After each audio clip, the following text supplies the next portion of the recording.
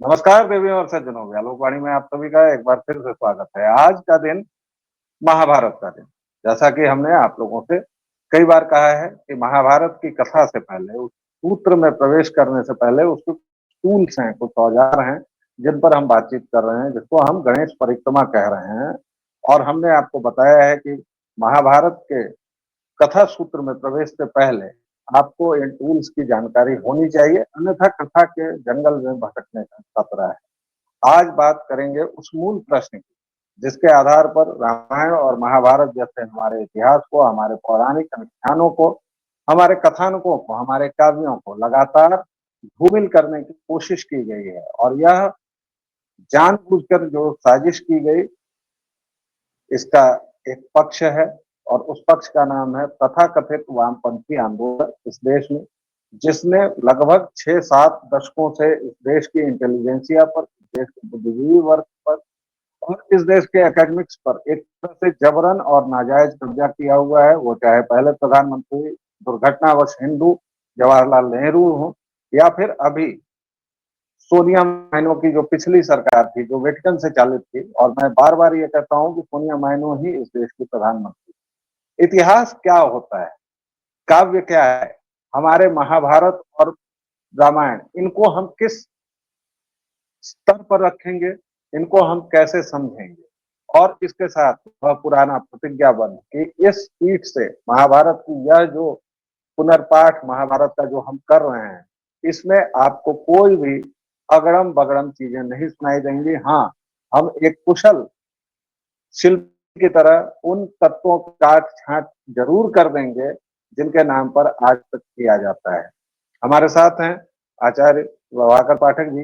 इनसे हम समझेंगे कि इतिहास और काव्य क्या होता है, साहित्य इतिहास क्या होता है, काव्य इतिहास क्या होता है, और इन सभी खांचों में महाभारत कहाँ फिट है। महाभारत को इतिहास से अलग दर्शाने की जो वामपंथी चूक है, जो षड्यंत्र है, उसके बारे में वो क्या कहते हैं, इन सभी सवालों पर हम आराम से अब आचार्य को सुनेंगे। तो ओवर टू यू, आपके पास अब माइक है जी।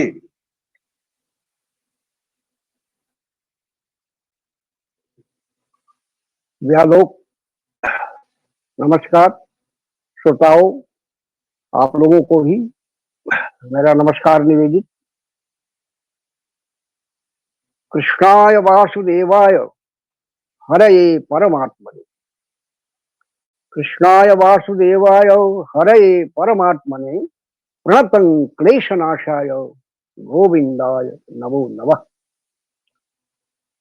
जो सबको अपनी तरफ खींचने वाले हैं, आकर्षित करने वाले हैं, जो धन और ऐश्वर्य के अधिपति हैं, और जो हरि रूप में सबका दुख हरण करने वाले, सूक्ष्म रूप में सभी प्राणियों की आत्मा में अंगुष्ठ रूप से परमात्मा की तरह जो निवास करते हैं,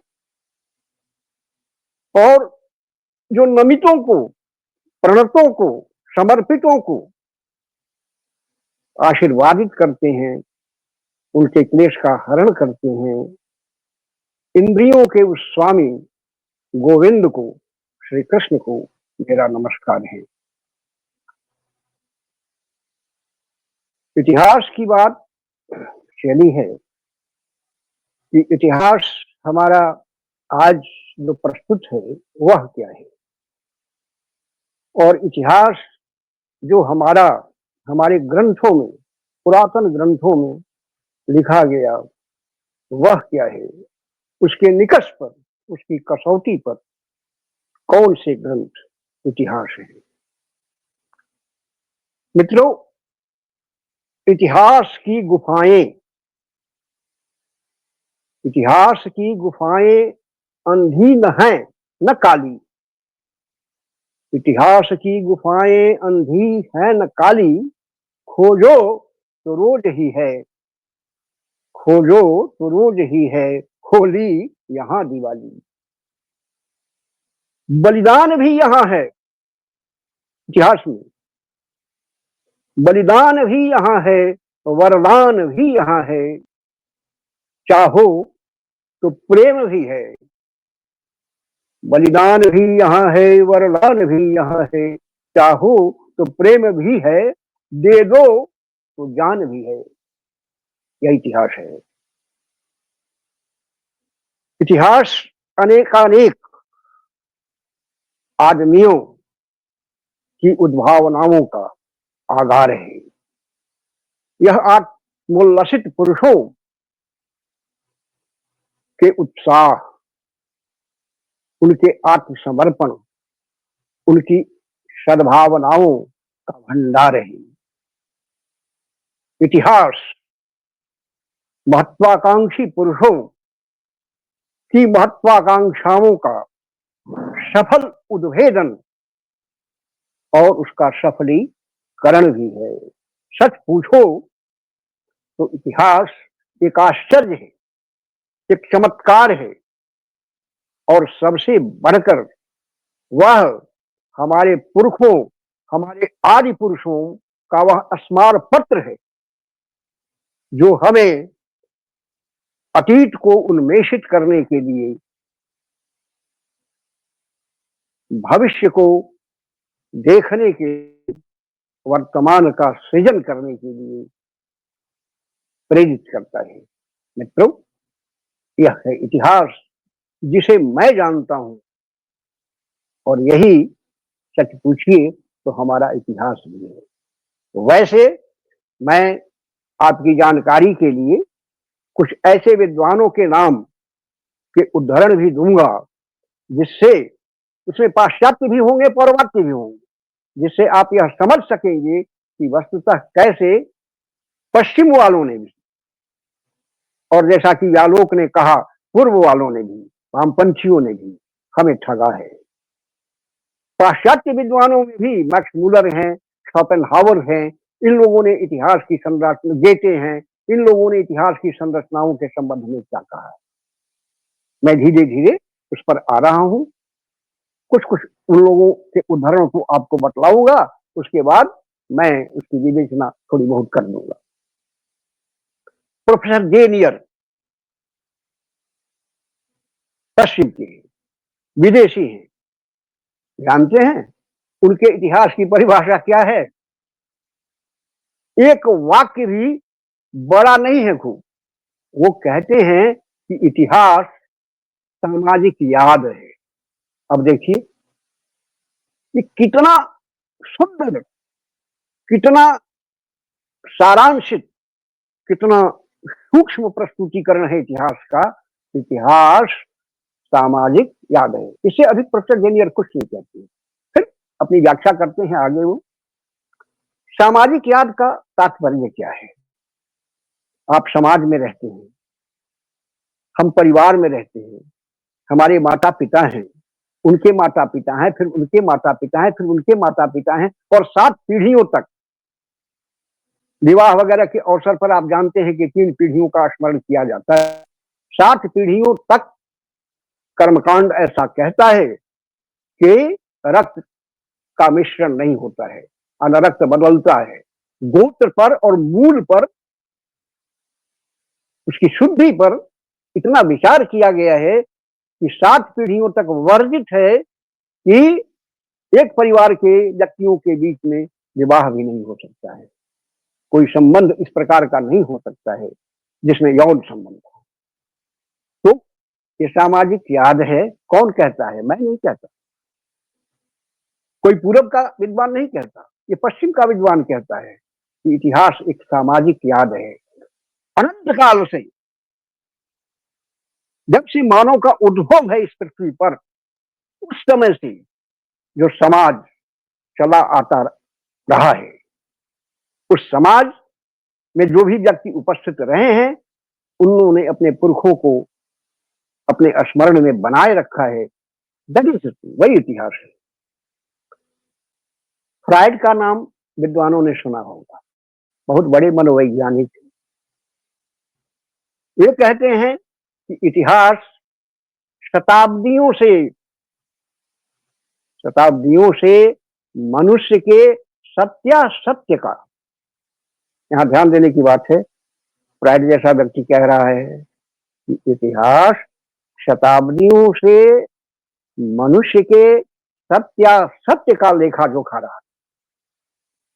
यहाँ सत्य भी है, असत्य भी है। इतिहास में असत्य को हमें छांटना है और सत्य को हमें परिग्रहित करना है। व्यक्ति को कैसा होना चाहिए, कैसा होना चाहिए, उसका चरित्र कैसा होना चाहिए, उसकी परिग्रहण की शक्ति और भावना कैसी होनी चाहिए। चलनी की तरह, चलनी आप जानते हैं, महिलाएं उसका प्रयोग करती हैं आटा चालने वगैरह में, तो चलनी आप जानते ही हैं। चलनी का क्या गुण है क्या गुण है कि चलनी अच्छी वस्तुओं को नीचे गिरा देती है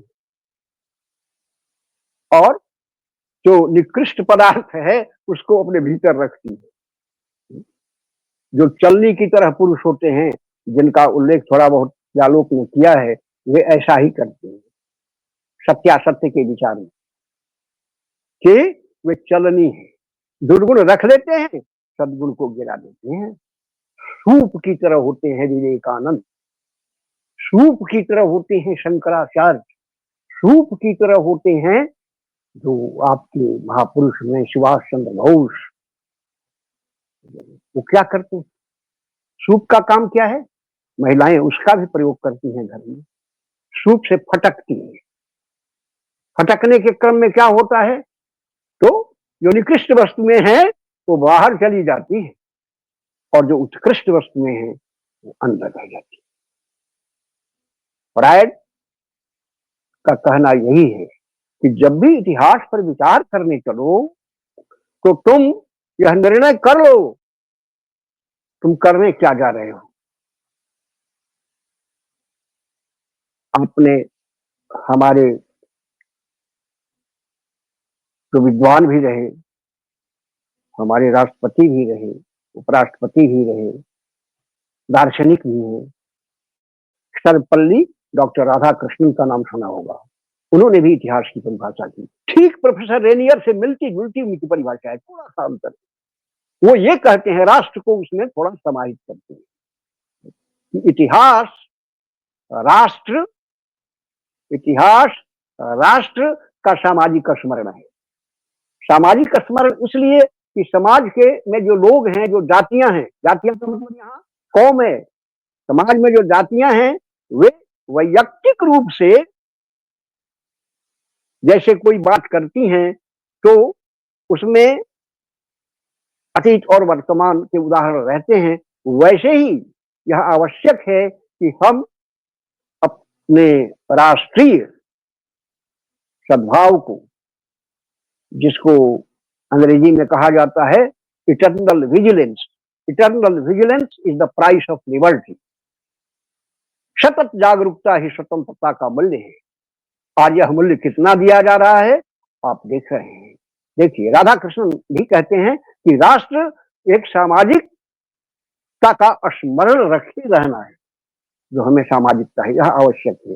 सबसे अच्छी परिभाषा अब मैं अंतिम कह रहा हूं, अपने यहाँ के जो विद्वान है प्रोफेसर घाटे, वे कहते हैं कितनी अच्छी बात कि इतिहास देश काल की परिभाषा में नहीं बन सकता। हाउ, कैसे बन सकता है यार, इतिहास स्वयं एक घटना है। अब जो स्वयं एक घटना है उसको आप कालक्रम की तिथियों में कैसे बांध सकते हैं। आगे अपने जो विद्वान है तथाकथित, वो सब ने कहा कि घटनाक्रम है तो भाई उसकी काल तिथि, ये छोड़िए बातें, इससे मतलब ही नहीं, अवान्तर बात हो जाएगी। लेकिन प्रोफेसर घाटे जैसा विद्वान कहता है कि देश काल की सीमा में नहीं बन सकता। क्यों नहीं बन सकता, बनना चाहिए ना, क्यों नहीं बनता है, इसलिए नहीं बन पाएगा इतिहास देश और काल की सीमा में। कि वे कहते हैं कि जब से मनुष्य जाति का उद्भव है, जब से इस पृथ्वी पर मनुष्य आया है, तब से उसका इतिहास है। अब बताइए, 7 पीढ़ियों तक तो आपको कोई खबर ही नहीं है, 4-5 पीढ़ियों तक जाते जाते आपकी हालत खस्ता हो जाती है मित्र। और जब से आपका उद्भव हुआ है तब से आप इतिहास लिखने चलते हैं। सर वाल्टर रैले की कथा प्रसिद्ध है कि 10,000 पृष्ठों का इतिहास लिखने वाले उस व्यक्ति ने, जो एलिजाबेथ के आदेश से इतिहास लिख रहा था, 10,000 पृष्ठ लिख गया था। लेकिन जब उसने देखा कि एक घटना हुई है उसके दरवाजे के सामने, और उसमें जब वो निकला है पूछने, तो 3-4 प्रकार की बातें 3-4 व्यक्तियों ने कही हैं, तो अपने इतिहास को जलाने लगा है। एलिजाबेथ को जब खबर मिली है, एलिजाबेथ ने कहा कि ऐसा मत कीजिए। उन्होंने कहा कि नहीं, मैं ऐसा ही करूंगा, क्योंकि इतिहास झूठ का अंबार लगता है, क्षण क्षण यहाँ परिवर्तन होता रहता है। तो इतिहास जो मैं मानता हूं, इतिहास जो पौर्वात्य लोग मानते हैं, पौर्वात्य इतिहासकार मानते हैं, वह इतिहास यही है कि वह, मैंने आपको शुरू में एक कविता अपनी सुनाई थी, इतिहास की गुफाएं अंधी हैं, इतिहास की गुफाएं अंधी न है न काली, न अंधी है न काली है, खोजो तो रोज ही है होली वहां दिवाली। इतिहास वह नदी है, ऐसी नदी है इतिहास जिसके 2 पार्ट हैं, और ये जो पार्ट हैं उसके अतीत और भविष्य, उसमें वर्तमान बहता है। उसमें कितने युद्ध और शांति, कितने रणबांकुरे, कितने राणा प्रताप, और कितने वशिष्ठ विश्वामित्र धूलिसात हुए हैं, कितने पहाड़, कितने वृक्ष उसमें गिरे हैं, उस नदी के पाट में कहना कठिन है। इसलिए इतिहास को आप चिन्हित नहीं कर सकते। क्रिस्ट हेरोडोटस को कहा जाता है इतिहास का पिता, हेरोडोटस को 50 ईस्वी पूर्व में। और यार, हमारे महाभारत को विद्वानों ने 5000 ईस्वी पूर्व का बताया। ठीक है, चलो, फिर भी 5000 ईस्वी पूर्व को तुमने कहा यार, लेकिन ये नहीं है। दूसरी वार्ता में हम लोग महाभारत के काल निर्धारण पर भी पाएंगे, लेकिन उसका तुम करते हो 5000 वर्ष, और तुम 50 ईस्वी पूर्व जो आदमी है उसको कहते हो इतिहास का पिता। ये कितनी अजीब बात है।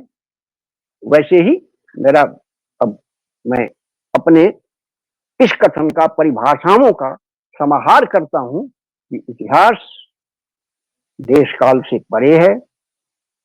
उसमें कोई तिथि चिन्हित करना आपका दुस्साहस है। हाँ, वर्तमान जहां आप देख रहे हैं, रामायण वाल्मीकि ने देखा तो लिखा है ना, ऐसा माना जाता है। महाभारत व्यास ने देखा तो लिखा, उनके समय में घटित हुआ तो लिखा है। तो इसकी तिथि क्या देंगे भाई? मैं जो चीज देख रहा हूं उसकी तिथि क्या दूंगा? उसका मैं इतिहास उसको मैं कालक्रम में क्यों बांधूंगा? कालक्रम में बदलने की चीज नहीं है इतिहास। मैंने आपको कहा था कि यह सद्भावनाओं का, सत्पुरुषों की सद्भावनाओं का आगार है। व्यास ने, महर्षि व्यास ने 5 बार उपक्रमणिका में, अपनी उपक्रमणिका में महर्षि व्यास ने 5 बार इसको इतिहास कहा है।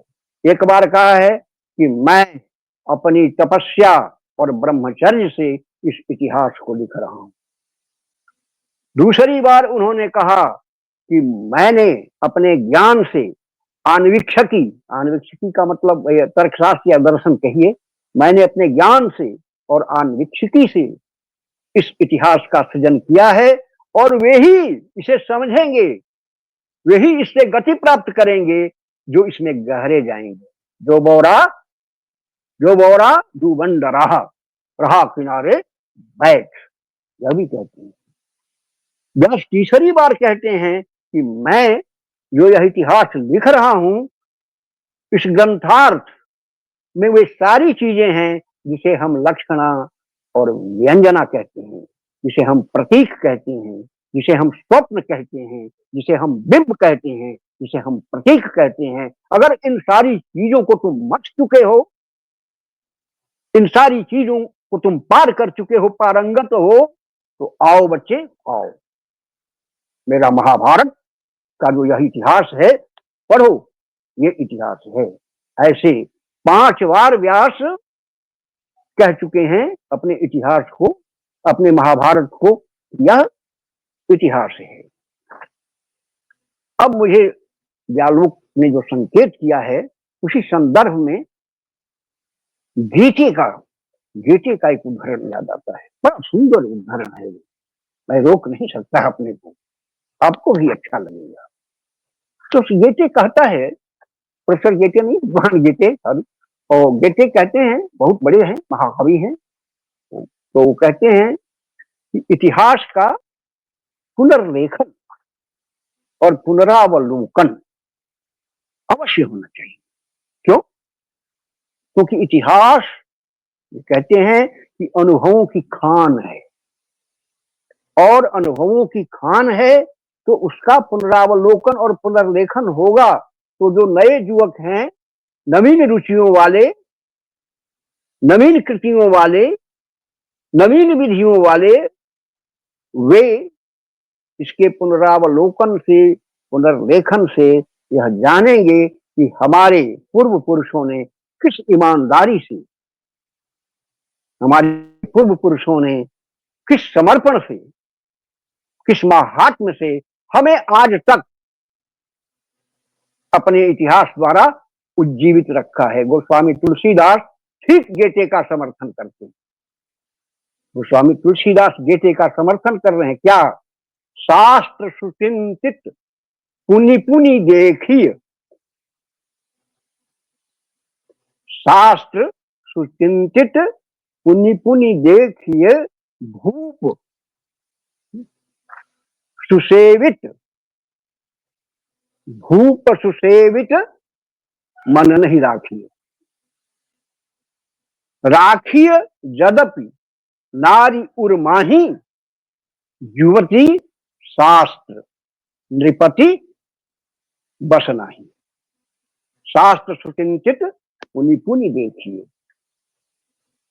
गीता में श्री कृष्ण भी कहते हैं कि असंशयम महाबाहु दुर्निग्रहं मनं चलं, अभ्यासे न तु अभ्यासे तु वैराग्येन गृह्यते। अभ्यासेन, अभ्यास से और वैराग्य से हम ग्रहण कर सकते हैं जो मर्म वस्तुओं में है। अब वहां गेटे हैं पश्चिम के, गोस्वामी तुलसीदास हैं पूर्व के, लेकिन दोनों एक दूसरे का समर्थन करते हैं, कि और चाणक्य भी कहते हैं कि नदीनांग नखिनांग व श्रृंगीनांग शस्त्रपाणिनाम, नदीनांग नखिनांग चैव श्रृंगीनांग शस्त्रपाणिनाम विश्वासो नैव कर्तव्यम स्त्रीषु राजकुलेषु, भूप सुसेवित बस नहीं लेखिए, कहते हैं, शास्त्र सुचिंतित पुनि पुनि देखिए, गोस्वामी जी कहते हैं। तो ऐसी स्थिति में हमें यह मानना होगा कि महर्षि व्यास ने जो संकेत किया है कि मैं अपने इतिहास में ये सारी चीजें 5 बार कहा मैंने आपको, 5 आवृत्ति का उल्लेख किया है, तो यह इतिहास है। इसको इतिहास की तरह जब तुम समझोगे तभी यह इतिहास होगा। संस्कृत में क्या है? संस्कृत में तिथि क्रम की बात नहीं है इतिहास की परिभाषा में। आप व्युत्पत्ति कीजिए, तिथि, हाँ, आशा, ये होता है। आपने वो सत्यनारायण व्रत कथा के अंतिम में पंडितों को कहते सुना होगा, इति श्री स्कंद पुराणे रेवा खंडे सत्यनारायण व्रत कथायाम अमुक अध्याय, ऐसा सुना होगा। तो इति यही है, आशा बिठाया गया, ऐसा ही सेट किया गया है, जो आपके सामने परोसा गया है इतिहास के रूप में, वो ऐसा ही है, जैसा है वैसा आपके सामने है, आपको दिया गया है। आपको उसमें कोई भी खिचड़ी नहीं पकानी है, आपको उसमें कुछ भी नहीं मिलाना है। ठीक है, आधुनिक काल में इतिहास लिखे जा रहे हैं, आधुनिक काल में ऐसे बहुत सारे ऐतिहासिक पुस्तकों का प्रवर्तन हो रहा है, जो जैसा कि संकेत जालोक ने किया है कि उसमें अब सारे कालों से आइए, हमारे यहाँ ऋग्वेद में दासराग्य युद्ध हुआ है, सबसे पहला भयानक युद्ध है, जिसमें वशिष्ठ और विश्वामित्र एक दूसरे के प्रति रहे और सेनापति रहे हैं दोनों एक दूसरे, और उसमें वहां दासराग युद्ध हुआ है, वह इतिहास है, वह भी इतिहास है हमारे। अब मैं अपनी बातों का समाहार अपनी इन पंक्तियों से कर रहा हूं। जी जी यन्न भारते तन्न भारत, यन्न भारते तन्न भारते, गर्वयुक्त है जिसका नारा, ये महाभारत है। यन्न भारते तन्न भारते, गर्वयुक्त है जिसका नारा। जी क्या जाने, क्या जाने अंधा वाम पंथ का मारा, क्या जाने लेखक बेचारा। इसकी महिमा के गायक हैं, इसकी महिमा के गायक हैं, अब तक के सब काव्य अथोर, मित्रो इसका और न छोड़। जय भारत। जी। तो दर्शकों श्रोताओं, आपने अभी सुना कि हमारे इतिहास की धारणा क्या है, इतिहास अक्सर क्या होता है। इतिहास को कभी भी पुराण कहकर या मिथक कहकर जब भी आपको आपके इतिहास से बरगलाया जाए तो उसका विरोध कीजिए। हमारा इतिहास मिथक नहीं है। मिथक का अर्थ ही मिथ से होता है, यानी जो कपोल कल्पना हो, और ये 200 वर्षों से ठोक ठोक कर हम लोगों को बताया गया है। हमारे इतिहास की चूलें उखाड़ दी गई हैं। हमारे पौराणिक ग्रंथों को बताया गया कि इसमें उल जलूल लिखा गया है, इसमें क्या बातें हैं, इसको नहीं पढ़ो। हमने पढ़ना छोड़ दिया, हमने लिखना छोड़ दिया, लेकिन हम फिर उसी धारा को जगाने आए हैं। हमने कहा है कि हम आपके साथ महाभारत पढ़ेंगे, आपके साथ महाभारत की विवेचना करेंगे। इस अंक में फिलहाल इतना ही, एक छोटा सा विराम, फिर मिलेंगे। व्यालोक वाणी को आप जिस तरह अपना स्नेह और प्रेम देते रहे, प्लीज देते रहिए, शेयर लाइक सब्सक्राइब करते रहिए। बड़ा अच्छा लग रहा है भींगते हुए, अपने स्नेह रस में हमें भिंगवाते रहिए, हमें बड़ा आनंद आता है। तो एक छोटा सा विराम, फिर मिलेंगे, तब तक के लिए जय जय सिया राम।